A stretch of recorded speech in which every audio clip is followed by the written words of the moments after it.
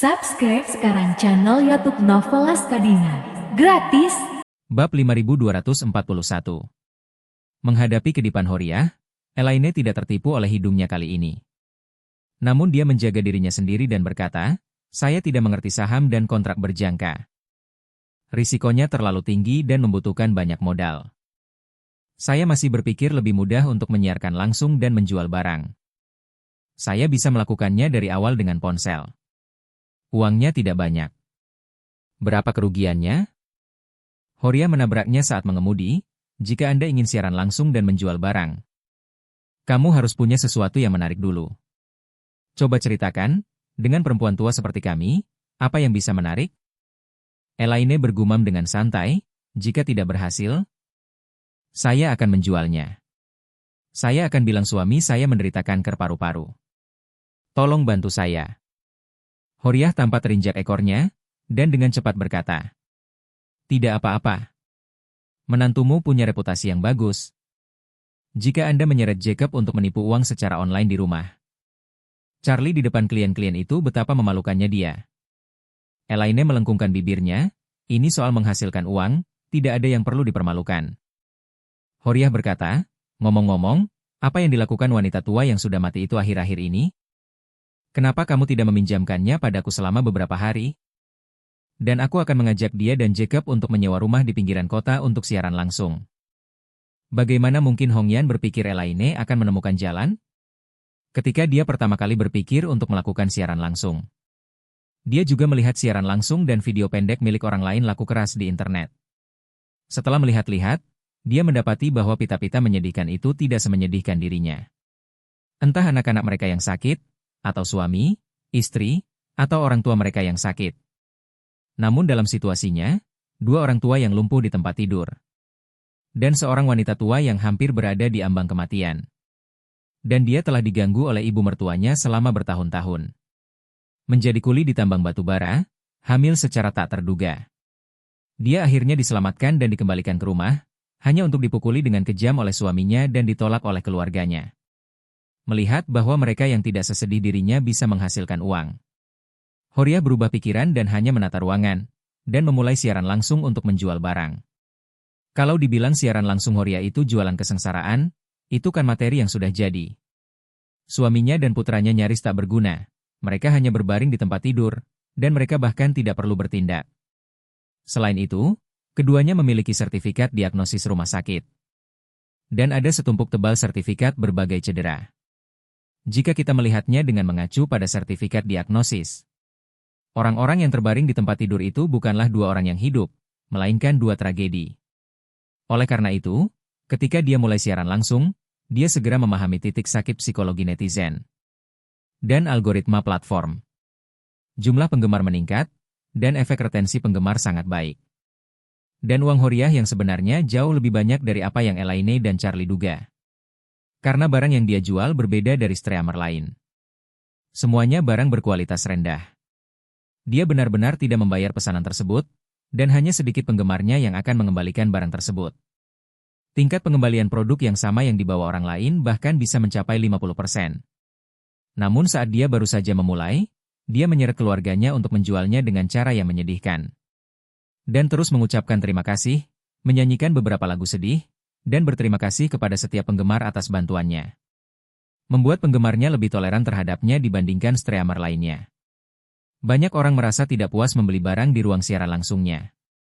Namun ketika mereka memikirkan betapa sulitnya wanita ini.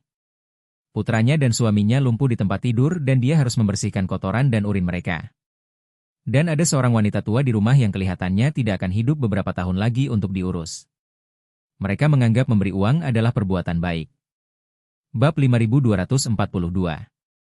Horiah memanfaatkan keuntungan ini, dan secara tak terduga menurunkan tingkat pengembalian menjadi kurang dari 5%. Kali ini, kemampuannya menjual barang diakui oleh merek-merek tersebut. Meskipun jumlah penggemar Horiah tidak sebanyak para streamer papan atas. Tingkat konversi penggemar Horiah tinggi dan tingkat transaksi pesanan juga tinggi. Yang membuat merek tersebut juga meningkatkan rasio komisinya. Sekarang siaran langsung sangat merugikan. Ambil contoh 5 handuk yang dibawa Horiah kemarin. Biaya produksi di pabrik selatan sekitar 15 yuan. Karena volume pesanan yang besar, mereka mengirim biaya logistik sekitar 2 atau 3 yuan. Dan biaya penyimpanan dan pengepakan ditambahkan, dan total biaya hanya 20 yuan. Tetapi siaran langsung menjual 5 barang seharga 99 yuan, dan tingkat keuntungan kotornya sangat tinggi. Namun, merek juga memiliki kelemahannya sendiri. Yang paling mereka takuti adalah tingkat pengembalian yang tinggi. Untuk melindungi kepentingan konsumen, platform memberi konsumen hak untuk mengembalikan produk dalam waktu 7 hari tanpa alasan apapun. Setiap kali pesanan dikirim, biaya tenaga kerja dan logistik akan menelan biaya 5 yuan. Jika produk dikembalikan oleh pelanggan pada akhirnya, pesanan tersebut bernilai 1 sen. Jika mereka tidak mendapat untung, mereka kehilangan 5 yuan. Selain itu, secara umum, ketika barang-barang semacam ini dikembalikan, barang tersebut telah dibuka oleh konsumen, dan kemasannya rusak. Jika mereka ingin menjualnya lagi, mereka harus membongkar dan mengemasnya kembali secara manual. Biaya bolak-baliknya cukup besar. Oleh karena itu, jika tingkat pengembalian tetap tinggi, meskipun margin keuntungan kotornya tampak tinggi, margin keuntungan real dari sisi merek tidak jauh lebih tinggi. Namun, kasus Horiah berbeda. Di ruang siaran langsungnya, tingkat pengembaliannya sangat rendah. Bahkan kantong sampah rusak yang bocor saat setengah terisi, hampir tidak ada yang akan mengembalikannya. Dan Horiah sendiri juga sangat cerdik. Dia tahu betul bahwa jika dia menjual produk perawatan kulit yang harganya ribuan yuan per pelanggan, meskipun komisinya lebih tinggi dan dia bisa mendapatkan lebih banyak, jika konsumen menemukan sesuatu yang tidak baik, tidak ada mentalitas, hanya menunjukkan cinta, sama sekali. Dan mereka pasti akan memilih untuk mengembalikan produk tersebut pada kesempatan pertama. Oleh karena itu, dia memiliki buku bisnisnya sendiri. Yang pertama adalah harga satuan maksimum per pelanggan untuk pengiriman siaran langsung hanya 99. Dan tidak boleh melebihi 100 yuan. Hanya dengan cara ini tingkat pengembalian dapat diminimalkan. Karena dia tahu bahwa kecintaan konsumen ada batasnya. 19.9 untuk membeli sekantong-kantong sampah, 29 untuk membeli sekantong plastik pembungkus yang terbuat dari topi mandi sekali pakai. 99 untuk membeli 5 handuk yang dia tidak tahu apakah itu katun murni. Sekalipun kualitasnya tidak bagus, setidaknya mereka dapat menggunakannya. Meskipun kantong sampahnya berkualitas buruk, dekorasinya bisa dikurangi. Meskipun dia tidak tahu apakah bungkus plastik akan kering atau tidak, bungkus plastik juga dapat berperan kecil dalam menutupi sisa makanan. Bahkan jika handuk tidak dapat digunakan untuk mencuci muka, ia selalu dapat digunakan sebagai led. Lagi pula, harga barang-barang ini tidaklah mahal, dan konsumen hanya menganggapnya sebagai cara untuk menunjukkan rasa cinta mereka saat membeli sesuatu darinya. Lagi pula, melihat seseorang mengirimkan tetesan air dan benar-benar tersentuh. Mereka harus menyumbang 180 yuan, belum lagi mereka bisa mendapatkan barang, sehingga 2 burung terlampaui 1 batu. Lagi pula, sangat merepotkan untuk mengembalikan barang semacam ini. Anda harus mengirimkan aplikasi pengembalian untuk ditinjau, memesan untuk mengambilnya, kemas dan tunggu barang sampai di depan pintu Anda, lalu bayar biaya kurir. Biaya kurirnya sendiri tidak transparan. Pelanggan besar hanya perlu membayar sedikit lebih dari 2 yuan. Dan mereka bisa mengirimkannya kemanapun di negara ini. Biaya pengiriman ekspres individu minimal 10 yuan. Oleh karena itu, bagi konsumen, daripada menghabiskan banyak tenaga, mungkin lebih hemat biaya untuk menyimpan barang-barang tersebut. Karena Horiah mempertahankan tingkat pengembalian yang sangat rendah, dia juga menggunakan ini untuk meminta merek tersebut meningkatkan komisinya. Misalnya, handuk kemarin dikirim oleh orang lain, dan komisi untuk transaksi tersebut adalah 20 yuan. Namun karena Horiah menjual barang dan orang jarang mengembalikannya, komisinya setinggi 30%, yaitu 30 yuan per pesanan. Pihak merek juga bersedia memberinya komisi yang lebih tinggi. Lagi pula, margin keuntungan yang didapat Horiah jauh lebih besar dibanding streamer biasa. Dan Horiah menjual 1,1 juta yuan kemarin. Berdasarkan tingkat pengembalian 5%, komisinya sebelum pajak mencapai 310.000 yuan. Namun kemarin bukanlah puncak siaran langsung Horiah. Waktu bagi Charlie dan yang lainnya untuk kembali adalah Sabtu siang waktu New York, atau Minggu pagi waktu Cina.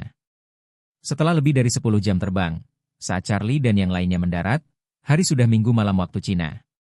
Puncak live streaming terjadi pada Jumat malam, sepanjang hari Sabtu.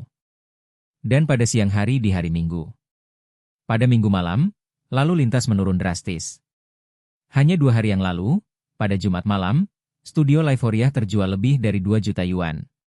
Pada hari Sabtu, ia menyiarkan 2 acara pada sore dan malam hari. Dan totalnya terjual 3 juta yuan. 1,5 juta lagi, pada Minggu malam, atau tadi malam, terjual seharga 1,1 juta.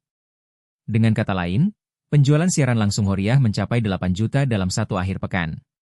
Dan komisi sebelum pajak pada dasarnya sama dengan Mercedes-Benz Big G ini. Horia berani memesan Rolls-Royce culinan hanya karena dia menghasilkan uang dengan cepat. Bab 5243. Lagi pula, dia hanya perlu membayar 1 juta di muka untuk memesan mobil. Setelah 1 bulan, harga penuh culinan ini pasti sudah diperolehnya. Melihat Elaine masih masuk ke mobil Horia, Charlie mendesah tak berdaya bahwa sifatnya sulit diubah. Lalu ia tak lagi memikirkannya. Ia mengambil aki culinan, mengendarai BMW-nya, dan pergi. Setelah keluar, Charlie menelepon Claudia dan memintanya untuk menunggunya di rumah baru mereka. Agar dia bisa pergi hari ini dan menyelesaikan formulir pendaftaran Claudia. Ishak telah berada di Aurous Hill selama bertahun-tahun dan juga merupakan juru bicara keluarga Wade. Koneksi lokalnya dapat dikatakan luas, dan Universitas Aurous Hill tentu saja tidak menjadi masalah. Kali ini dia sudah menemukan referensi untuk Claudia sebelumnya. Setelah dia tiba di Aurous Hill, dia hanya perlu pergi ke sekolah dengan dokumen yang diperlukan dan menjalani prosesnya. Menurut alamatnya, Charlie menuju ke area villa di tepi sungai. Letaknya tidak jauh dari kota, dan tidak jauh dari panti asuhan besar yang akan diinvestasikan Charlie. Sangat nyaman bagi Bibi Lee dan Xia Ofen untuk bekerja di panti asuhan di masa depan. Namun, lokasinya agak jauh dari Universitas Aurous Hill. Untungnya, Bukit Aurous tidak terlalu besar. Jika Anda bepergian dengan bus, perjalanan sekali jalan akan memakan waktu sekitar setengah jam. Tugas belajar di universitas tidaklah berat, jadi setelah Claudia masuk sekolah, dia dapat mempertimbangkan untuk tinggal di kampus, mengambil studi paruh waktu, atau mengambil keduanya. Villa yang ditata oleh Ishak memiliki luas area yang dapat digunakan lebih dari 400 meter persegi. Meskipun tidak besar di villa itu, tidak seperti milik Thompson tempat Charlie tinggal. Terbagi menjadi 3 lantai di atas tanah dan 2 lantai di bawah tanah. Rumah-rumah di kawasan villa ini, semuanya berada di atas tanah, sehingga tingkat pemanfaatan kawasan ini sangat tinggi. Selain itu, rumah ini dikembangkan oleh pengembang lokal yang merupakan teman Ishak. Ishak mengetahui kualitas konstruksi dan dekorasi rumah, jadi dia merasa lebih nyaman saat membeli rumah di sini. Charlie memarkir mobilnya di pintu masuk villa, dan begitu dia keluar dari mobil, Xia Ofen melambaikan tangan padanya di halaman, "Saudara Charlie." Setelah selesai berbicara, dia datang untuk membantu Charlie membuka pintu halaman dengan ekspresi terkejut. Melihat dia tampaknya sedang berurusan dengan tanaman hijau di halaman, Charlie bertanya sambil tersenyum. "Mengapa kamu bangun pagi-pagi sekali untuk membersihkan halaman?" Xia Ofen berkata sambil tersenyum, "Ada banyak tanaman hijau dan bunga di halaman. Namun saya merasa lapisan-lapisannya kurang serasi, jadi saya ingin menyesuaikannya." Charlie bertanya padanya, "Di mana Bibi Lee?" "Dia pergi berbelanja." Xia Ofen berkata, "Ada supermarket besar tidak jauh dari komunitas, dan ada berbagai macam kebutuhan sehari-hari untuk rumah. Jadi Bibi pergi ke sana untuk membeli sesuatu." Charlie mengangguk dan bertanya, "Di mana Claudia?" Xia Ofen tersenyum, dan berkata dengan suara rendah, "Dia sedang memakai riasan. Dia tampaknya tak sabar untuk pergi ke sekolah, dia terus berbicara denganku sepanjang pagi." Begitu Xia Ofen selesai berbicara, Claudia, yang merupakan campuran timur dan barat, membuka pintu dan keluar. Claudia hari ini sangat muda dan cantik, mengenakan kaos putih bersih, dipadukan dengan rok midi kotak-kotak abu-abu muda. Dan 2 kepang emas halus di kiri dan kanan, dia terlihat sangat cerah dan bersemangat. Berbeda dengan hari sebelumnya. Dibandingkan dengan gadis kecil yang tanpa ekspresi dan kesal, dia adalah orang yang benar-benar berbeda. Melihat Charlie di pintu, dia tiba-tiba berkata, "Kakak Charlie, kamu di sini." Xia Ofen melihat Claudia yang berpakaian bagus, dan berseru, "Mengapa kamu pergi ke sekolah? Aku takut kamu bakal debut di grup. Atau aku rasa kamu bakal berhenti sekolah tahun ini. Dan pergilah ke pertunjukan bakat dalam negeri dulu, mungkin kamu akan populer." Claudia tersenyum malu-malu, lalu bertanya balik, "Kak Xia Ofen, bagaimana kalau aku membentuk kelompok sendiri?" Bagaimana kalau kita berdua? Xiaofen cemberut dan bergumam, 2 orang disebut kombinasi. Dan sebuah girl group setidaknya butuh 7 atau 8 anggota. Bakat sepertimu pasti bisa. Claudia tersenyum dan berkata, kalau begitu, setidaknya kita punya 2 di antaranya dulu, dan kita telah mengambil langkah pertama dengan berani. Xiaofen mendengus dan berkata, aku tidak ingin membentuk kelompok denganmu. Panti asuhan masih menunggu aku dan Bibi Li untuk mengurusnya dengan baik. Charlie juga berkata kepada Claudia saat ini, Claudia, jika kamu tidak punya apa-apa lagi, ayo berangkat sekarang. Dekan fakultas dan orang yang bertanggung jawab merekrut mahasiswa luar negeri sudah tiba. Dan pada dasarnya cukup bertemu dan menjalani prosesnya. Oke. Claudia mengangguk cepat, lalu menoleh ke Xiaofen dan berkata, Nona Xiaofen, kalau begitu aku pergi dulu. Xiaofen berkata sambil tersenyum, saat kamu mendapat pemberitahuan, Bibi Li dan kami akan merayakannya. Charlie mengangkat alisnya, hitung aku ikut. Kamu bilang ke Bibi Li kalau dia harus kerja keras buat masak lebih banyak hidangan spesial siang ini. Xiaofen berkata dengan gembira, benarkah? Kalau begitu aku akan pergi ke supermarket untuk mencari Bibi. Kami akan kembali dengan makanan lezat. Charlie bertanya padanya, apakah kamu ingin aku mengantarmu ke sana?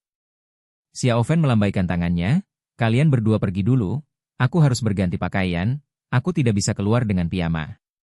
Charlie mengangguk, menyapa Claudia agar masuk ke mobil, lalu berpamitan kepada Xiaofen, dan melaju menuju Universitas Aurose Hill. Bab 5244. Ketika mobil melaju keluar dari komunitas, Claudia bertanya dengan sedikit takut. Kakak, apakah masalah pendaftaran akan merepotkanmu? Tidak. Charlie berkata sambil tersenyum. Di Universitas Aurose Hill, jika kamu ingin terlibat sebagai mahasiswa internasional, kamu memiliki tugas-tugas tertentu. Jika jumlah mahasiswa internasional tidak dapat mencapai jumlah tertentu setiap tahunnya, orang yang bertanggung jawab mungkin harus menanggung tekanan kinerja. Selain itu, nilai Anda di sekolah menengah Kanada juga sangat baik dalam hal karakter dan pembelajaran. Meskipun ada persyaratan tertentu. Bahkan jika kamu mendaftar ke Aurose Hill University sendiri, pada dasarnya Anda dijamin, tetapi prosesnya sedikit lebih rumit. Dan referensi yang saya minta untuk ditemukan dapat membantu Anda menyederhanakan proses ini. Baru saat itulah Claudia merasa lega. Ia sangat takut datang ke Cina sendirian akan terlalu merepotkan Charlie. Lagi pula, dalam hatinya, Charlie sudah berbuat terlalu banyak untuknya. Berbeda dengan keadaan ketika dia bekerja di toko swalayan Bibi Li. Saat itu, dia kehilangan keluarganya dan segalanya, dan yang dia inginkan hanyalah balas dendam. Namun kini, dia telah mengubah lingkungannya dan memulai lagi. Memiliki anggota keluarga baru yang dapat dipercaya, seluruh orang menjadi sedikit berhati-hati. Charlie juga merasakan perubahan ini padanya, jadi dia berkata dengan serius, Claudia, di Aurose Hill, Bibi Li, Xiaofen, dan aku adalah keluarga kalian. Bibi Li adalah ibu kalian, dan Xiaofen adalah keluarga kalian. Kakakku, aku adalah kakak laki-lakimu, kamu adalah adik perempuan termuda di keluarga ini.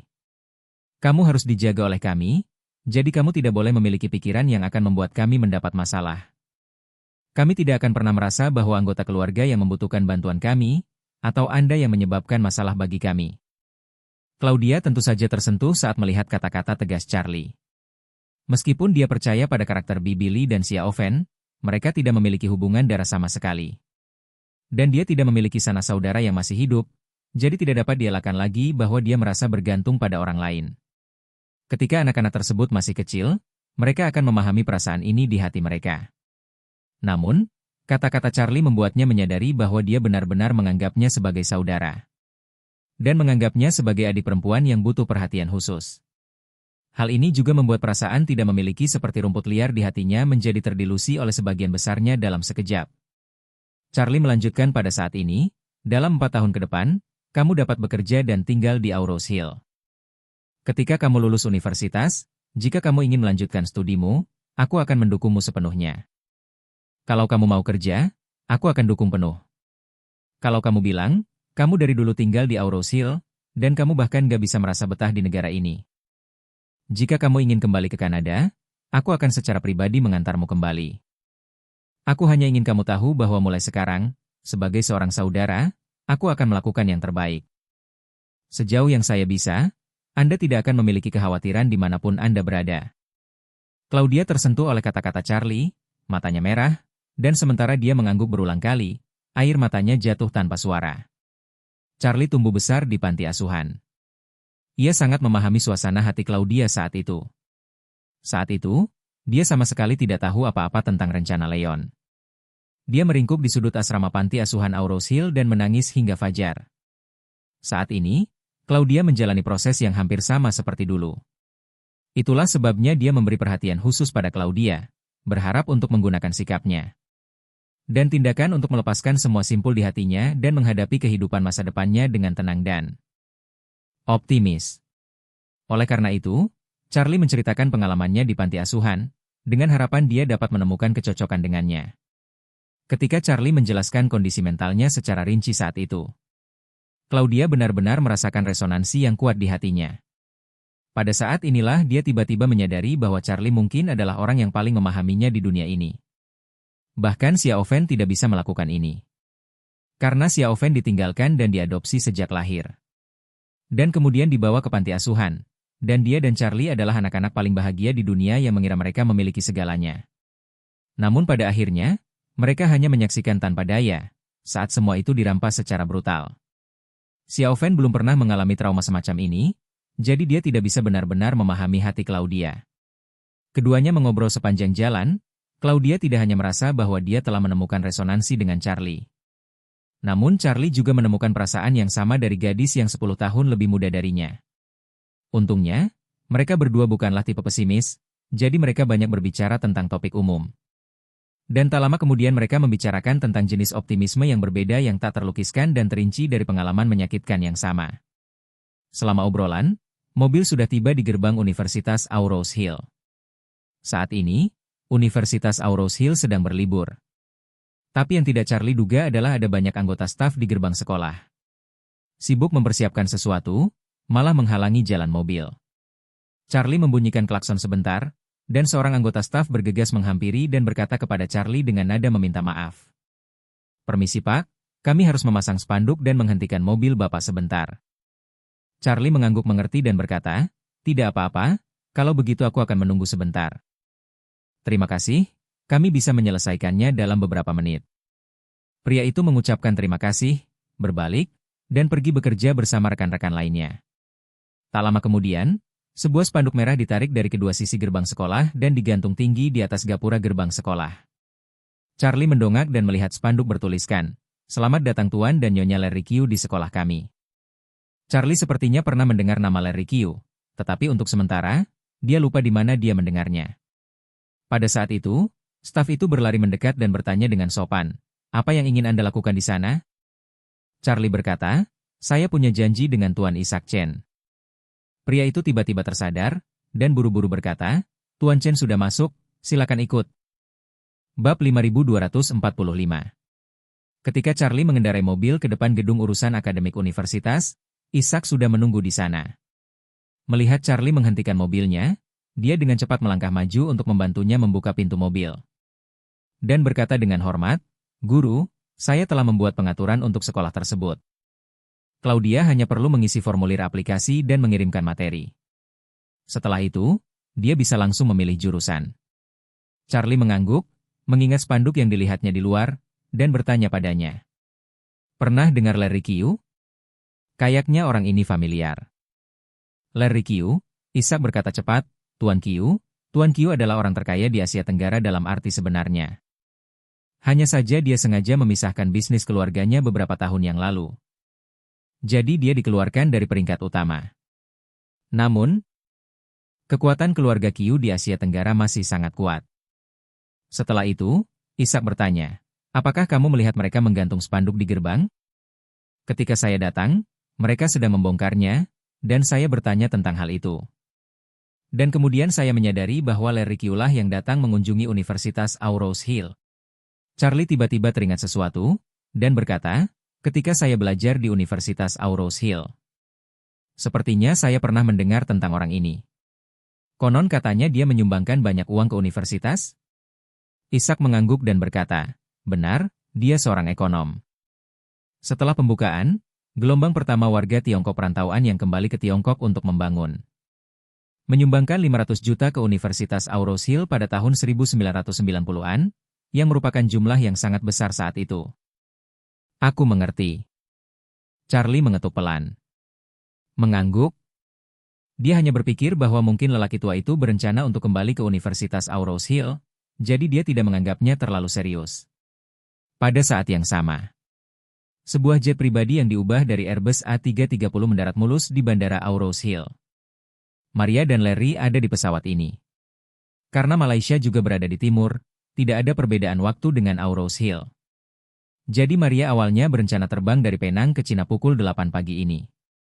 Dalam kasus ini, dia akan tiba di Aarhus Hill sekitar pukul 2 siang, dan tidak akan ada penundaan dalam mendaftarkan segala sesuatunya. Tapi setelah dia berbaring. Tadi malam, karena suatu alasan, dia berguling-guling di tempat tidur, dan sulit untuk tertidur hingga dini hari. Dia mencoba menenangkan pikirannya, tapi tidak peduli metode apapun yang dia coba. Jantungnya selalu berdebar kencang, seakan-akan ada tanda-tanda samar berdebar-debar. Dalam keputusasaan, dia hanya bisa menghibur dirinya sendiri, mengatakan pada dirinya sendiri bahwa dia akan berangkat ke Aarhus Hill besok pagi. Ke tempat di mana Charlie menghilang pertama kali, mungkin dia benar-benar bisa mendapatkan keinginannya dan bertemu dengannya di Aarhus Hill. Memikirkan hal ini, hati Maria terasa jauh lebih baik. Namun sebaliknya, ada rasa urgensi yang berarti setiap detiknya. Karena gelisah, dia hanya bisa meminta Larry untuk mempersiapkan penerbangannya pada malam hari. Dan tiba di Aarhus Hill beberapa jam lebih cepat dari jadwal. Agar tidak terjadi penundaan dalam proses penerimaan Maria, Larry meminta seseorang untuk menyapa kepala universitas terlebih dahulu. Namun dia tidak membiarkan bawahannya mengungkapkan tujuan kunjungannya ke universitas kali ini. Tetapi hanya memberitahunya bahwa dia ingin kembali ke universitas untuk kunjungan satu kali saja. Tentu saja pihak sekolah sangat mementingkan tamu terhormat ini. Mereka membuat spanduk dalam semalam, dan bahkan kepala sekolah bersiap untuk menyambut dan menemaninya secara langsung. Wakil kepala sekolah lainnya, serta beberapa wakil kepala sekolah segera menangguhkan liburan mereka dan bergegas kembali ke sekolah untuk mempersiapkannya. Ishak membawa Charlie dan Claudia ke gedung urusan akademik dan datang ke kantor penerimaan mahasiswa. Saat ini, Direktur Kantor Penerimaan Mahasiswa sudah menunggu di sini. Melihat Ishak datang, sang direktur berkata dengan sangat sopan. "Oh Tuan Chen, lama tak berjumpa, Anda masih terlihat sangat tampan." Ishak tersenyum tipis dan berkata, "Direktur Liu, aku akan merepotkanmu kali ini."